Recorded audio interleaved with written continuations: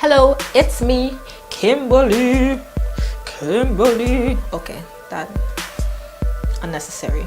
Hi, welcome back to another video. Today I'm going to talk about study tips that nobody asks for. But not really. Sometimes people ask me how I fared basically in medical school. One interesting thing about me is that I get chronic migraines. So I sometimes have 3 days out of the week where I can't do any reading, any work, any listening at all. But I've learned to maximize my time. So I always say, like, I may not be the smartest person, but I think I study the smartest out of a lot of people that I know. So I'm just going to give you 5 tips on how to study more effectively, and hopefully you register something and you take it in and you can incorporate it into your daily routine. Number 1, listen the first time. Class isn't always interesting, but you tend to learn better when you get information that is brought to you in different ways. So whereas you read, sometimes if you hear somebody say something, if you see it done in a practical sense, you absorb it differently. The one benefit about class is that it's the one time that you are sure that you're going to get exposed to the material.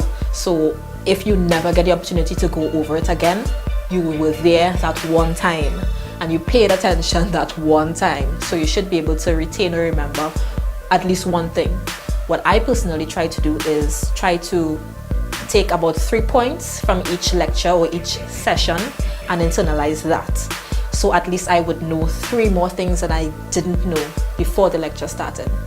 And that really helped me, because there have been times where I would not be able to study leading up to an exam, but I was present and I listened, and just the whole psychological fact that I was paying attention reinforces what I heard when I heard it.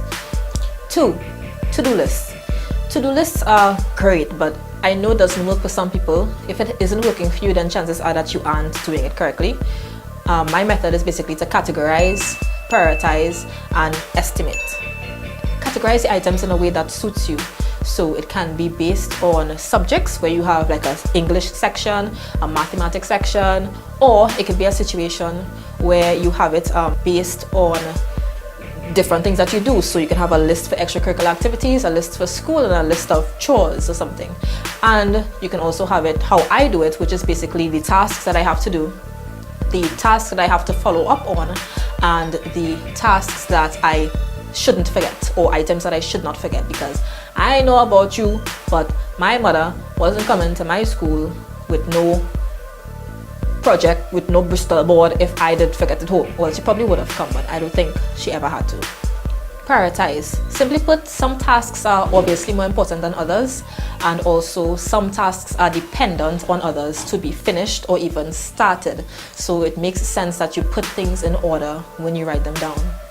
And estimate. Place realistic expectations on how long a task would take.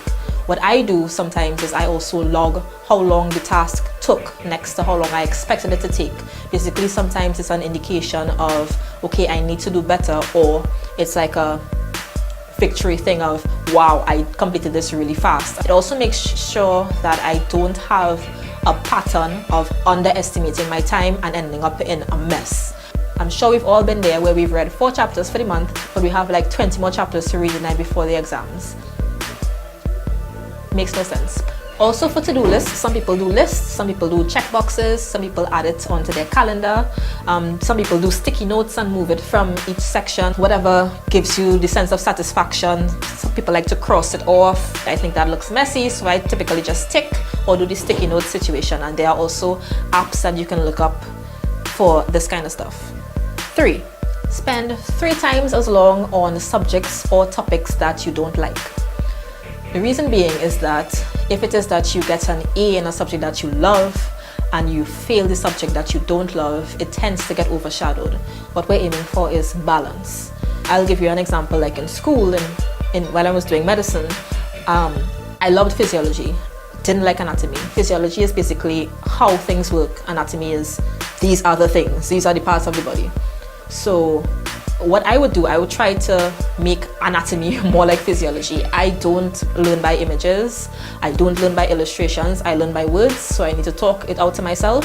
So whenever I saw a body part, I will ask myself, okay, it's structured like this. why is it structured like this? What is the advantage? How does it help? And thereby, using that method, I would learn the structure of it. And after a while, I started to like anatomy because I realized that that's how you're supposed to approach most things. A lot of subjects are related like that.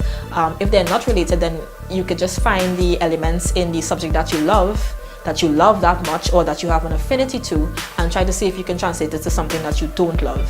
4, remember who you're studying for. I study basically for 2 people. Nope, not my parents. I study for the Kimberly that exists the night before the exam, and the Kimberly that exists between when the exam is over and when we have to collect results, because those are the real high stakes, high anxiety times. I don't want to put the Kimberly before the exams in a mess, and she's always a terrible mess, so I don't want to make things worse for her. So I basically adjust my life to make her happy and comfortable. And also the other Kimberly who's waiting for the results, she's anxious, she's freaking out, she's regretting. If everything was put in place, she would be comfortable, she would be chilling. Number 5, take a 5. Basically, put enough time in your schedule for recreation. In some places it's really hard to do. Like, I know for sure studying medicine, it was hard to do because we go to school, we have classes, and then we also basically sometimes work. We take call with the teams where we have to stay for 24 hours in the hospital or until midnight in the hospital, and it really takes a toll on you. But in secondary school, my principal said you should assign every week, one evening every week, that you come home from school and you do absolutely nothing pertaining to school. And since she said that, I've been doing it. I've been enforcing it. And it's not an evening of, okay, in my case, I have a migraine this evening, so this is the evening that I'm taking off. No. And what you want to do could be any variety of things. It could be parties, it could be, with me, I just like to relax in my room, listen to music, or watch a movie or a TV show or something. That gives energy to me. So also, don't look at other people and what they do and think, oh yeah, how can they do that? People have recreation in different ways. So take some time off, relax, breathe, make sure that it's scheduled, and don't feel bad about it. Don't feel guilty about it, because you need to rejuvenate. And that's basically all the tips that I have. Well, I actually have more tips, but I don't want to make the video too long. Make sure and comment down below if you have anything to add. You can ask me any questions though. You can always reach me. I'll put my information on the screen somewhere. I hope that you are able to enforce some of these things. Also share if you think somebody would benefit with this. If you're a parent and you think your kid will benefit with it, then send it to them as well. Okay, that's it from me. Bye-bye.